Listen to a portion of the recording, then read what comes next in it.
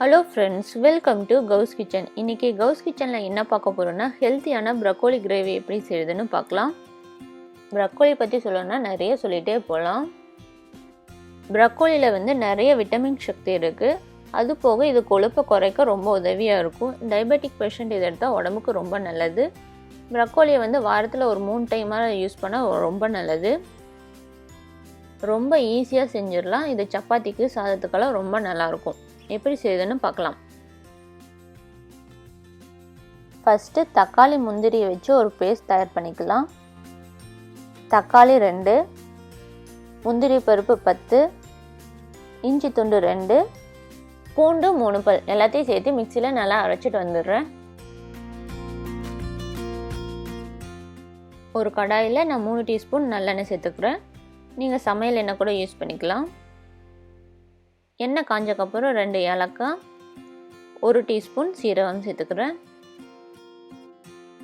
சீரகம் நல்லா பொரிஞ்சக்கப்புறம் நம்ம அரைச்சி வச்சுருக்க தக்காளி முந்திரி பேஸ்ட் சேர்த்துக்கிறேன். ஒரு 5 நிமிஷம் மீடியம் ஃப்ளேம்லேயே நல்லா கொதிக்கட்டும். இப்போ 5 நிமிஷம் போலாச்சு, நல்லா கொதிக்க ஆரம்பிச்சிருச்சு. இப்போ மசாலா பொருளெல்லாம் சேர்த்துக்கலாம். மஞ்சள் தூள் 1/2 டீஸ்பூன், மல்லித்தூள் 1 டீஸ்பூன், சீரகத்தூள் 1/2 டீஸ்பூன், கரம் மசாலா 1/2 டீஸ்பூன், கலருக்காக நான் 1 டீஸ்பூன் காஷ்மீரி சில்லி பவுடர் சேர்த்துருக்கேன்.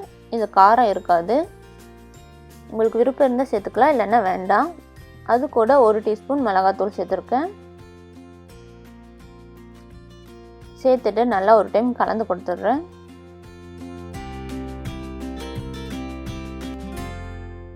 மசாலாவில் நல்லா வேகிறதுக்காக ஒரு 5 நிமிஷம் நான் மீடியம் ஃப்ளேமில் விட்டுடுறேன். இப்போ 5 நிமிஷம் போலாச்சு. நான் ப்ரக்கோலி இப்போ சேர்த்துக்கிறேன். ப்ரக்கோலியை நான் சுடுதண்ணியில் ஒரு 5 நிமிஷம் ஊற வச்சுட்டு நல்லா கழுவி எடுத்துருக்கேன். அது கூட தேவையான அளவு உப்பு சேர்த்துக்கிறேன். சேர்த்துட்டு ஒரு டைம் நல்லா கலந்து கொடுத்துட்றேன். ப்ரக்கோலியை மசாலாவோட நல்லா கலந்து கொடுத்துட்றேன். ப்ரக்கோலியை நம்ம அடிக்கடி எடுக்கிறது உடம்புக்கு ரொம்ப நல்லது.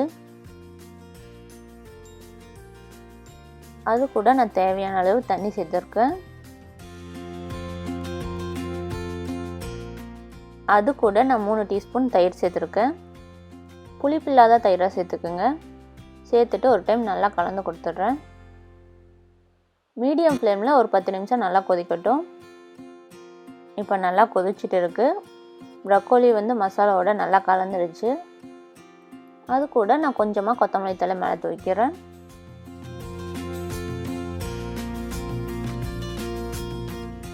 அவ்வளோதாங்க, ப்ரக்கோலி கிரேவி ரெடி ஆயிடுச்சு. நீங்கள் இதை ஒரு டைம் ட்ரை பண்ணி பாருங்கள். இந்த வீடியோ உங்களுக்கு பிடிச்சிருந்தா லைக் பண்ணுங்கள், கமெண்ட் பண்ணுங்கள், ஷேர் பண்ணுங்கள். மறக்காமல் கவுஸ் கிச்சனுக்கு சப்ஸ்கிரைப் பண்ணி பக்கத்தில் இருக்க பெல் பட்டனை கிளிக் பண்ணுங்கள். தேங்க்யூ.